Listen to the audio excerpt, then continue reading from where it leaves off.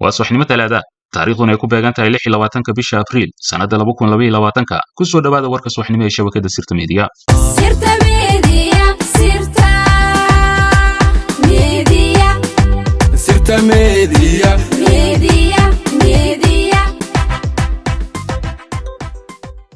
waxaan soo wadnay inaan barano qofku uu yahay Xasan Cali Khayre oo 3 sano iyo bar ah qofku uga awood badan dhinaca maamulka dawliga ah ee hay'adda fulinta iyo taariikhda madow ee uu leeyahay. Haddaba qaybtan saddexaad anaga oo sii raacayna waxa Khayre laabta shacbiga ugu yeer adigana xildhibaan lagu qiimeyn doono waxaad ka geysatid maalinta qalinka iyo waraaqda lagu dhiibo oo uu rabbi oo kaliya ku heliyo ayaan ku ifin doonaa wixii uu geystay Xasan Cali Khayre intii uu talada dalka hayay taariikhda u kaasha baaristaada si aad go'aan uga qaadatid Xasan Cali Khayre. 14 Agoost 2017 Xasan Cali Khayre waxa uu ahaa ninkii farmaajo u fuliyay kuna kaalmeeyay in madaxweyne Cali Cabdullaahi Cusub la xilka laga tuuro iyadoo 24 bishii 10aad 2017 lagu bedelay si musuqmaasuq baahsan ah Maxamed Cabdi Waare kana dhigay Hirshabelle sidii ay Khayre iyo farmaajo rabeen. Khayrena waa uu ku faraxsanaa oo af balaaran ayuu ku qoslayay. 25 Agoost 2017 waxa dad shacab lagu xasuuqay Bariire kuwaas oo dawladda Xasan Cali Khayre ku sheegtay inay ahaayeen al-shabaab. Khayrena waa uu ku faraxsanaa oo af balaaran ayuu ku qoslayay.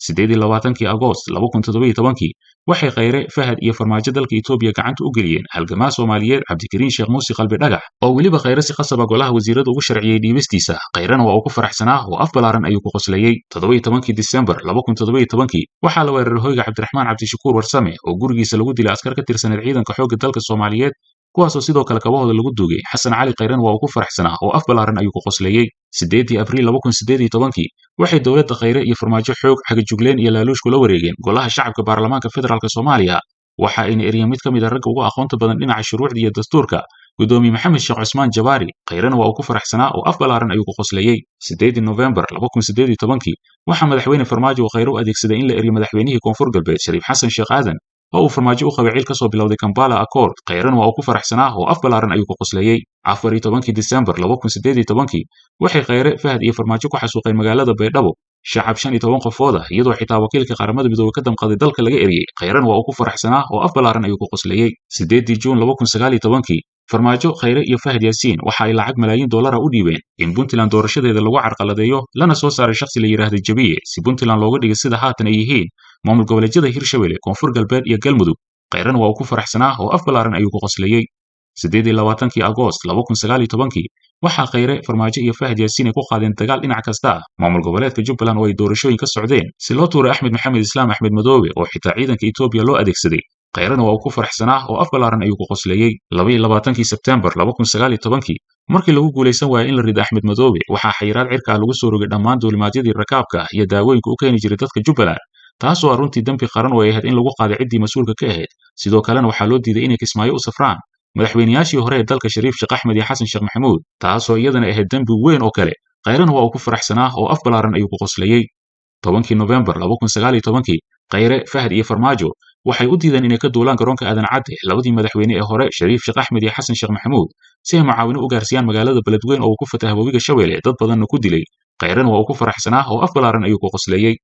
2 Febraayo 2020 waxay Khayre farmaajo iyo Fahad Yaasiin si musuqmaasuqa madaxweyne uga dhigeen Axmed Cabdi Kaariye Qoorqoor iyagoo ku bixiyay lacag aad u far badan oo hantida qaranka ah.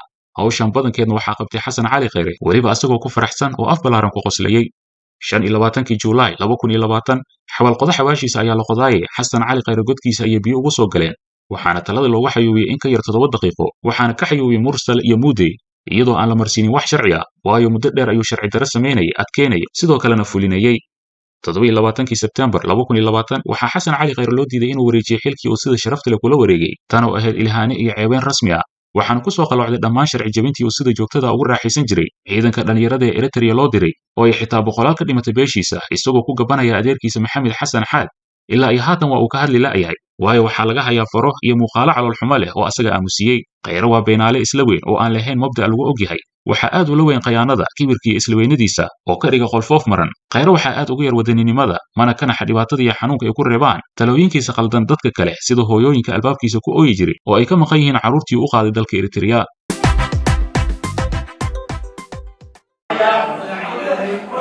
حق ودر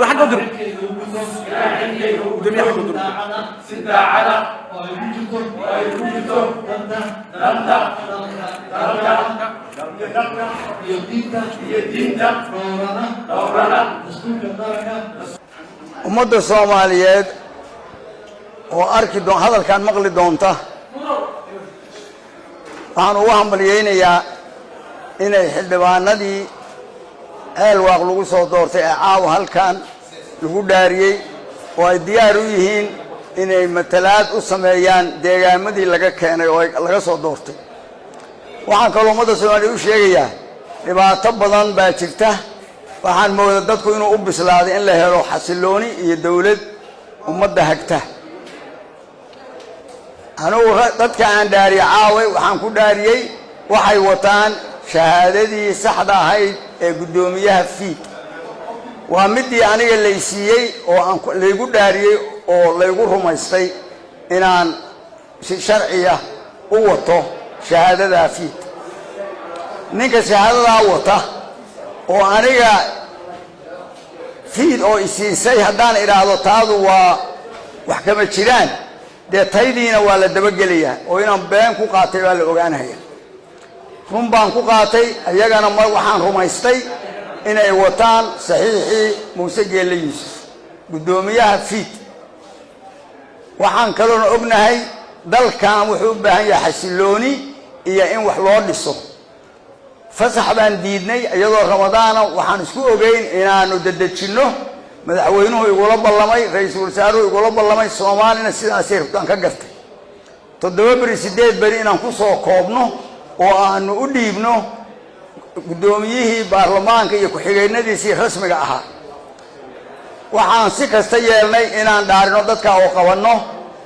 meelo badan baan loo diiday, booliiska diiday, hotel baan nimid dad gaari leeyihiin.